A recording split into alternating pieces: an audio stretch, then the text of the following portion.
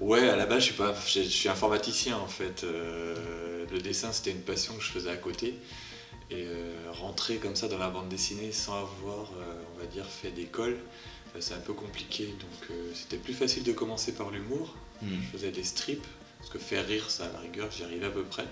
Donc je suis rentré plus par cette porte-là en me disant je vais faire rire avant d'essayer de faire un truc sérieux. Puis c'est aussi un moyen de se dire ouais, ok, c'est peut-être pas top, mais moi c'est rigolo quoi. Je me mettais un peu de distance, l'humour c'est un peu une protection on va dire.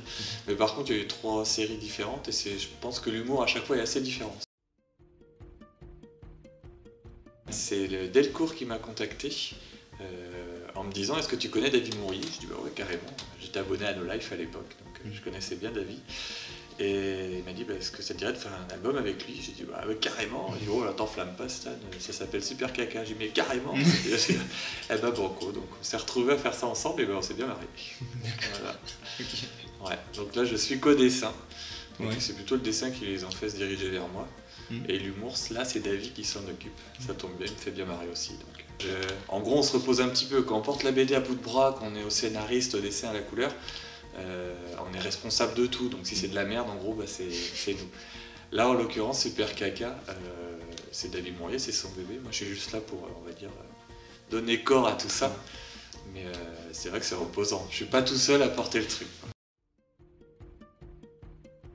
À l'époque, je dessinais la vie de Norman, donc c'était un petit enfant psychopathe, et j'étais déjà rendu à mon 5e album, je crois. Et je commençais à prévoir à la suite ce que je pourrais faire. Mais c'était assez trash l'humour que je faisais. Et là, je voulais, en gros, créer une histoire. Comme je disais, je suis rentré en gros dans la BD avec des blagues. Donc je faisais des blagues, ce qui faisait avancer un peu le scénario. Et là, je me suis dit, bon, on va essayer de professionnaliser un petit peu tout ça. On va déjà faire une histoire. Voir si j'arrive à la tenir. Donc j'ai écrit la fin. Alors même pour tout début de Bigouden, en fait, à la base, avant de faire l'histoire, il y a eu le personnage. C'est une mascotte, en fait. Donc en Bretagne, on a une association qui fait des échanges avec le Japon. Et ils m'ont dit, est-ce que tu pourrais nous faire une mascotte? Donc j'ai fait péter les clichés, le petit samouraï déguisé en Bigouden, quoi. Et au moment où je l'ai dessiné, je me suis dit, waouh, il y a un truc là, elle a la pêche et tout, elle sautait avec son sabre et tout ça. Donc j'ai appelé l'asso et je leur ai dit, non, j'ai peut-être une idée pour Bigouden. Donc j'ai relevé mes manches, je me suis dit, je vais lui faire une histoire. Donc j'ai écrit la fin, en me disant maintenant, j'ai le début, j'ai la fin, il va falloir que j'y arrive. Donc je me suis donné 3 tomes et puis j'ai appelé un autre éditeur en me disant est-ce que ça te dirait. J'ai eu la réponse dans l'après-midi, parce que c'est rapide, donc je me suis dit ouais, je crois que je tiens un truc. Donc ils ont dit banco et puis c'était parti.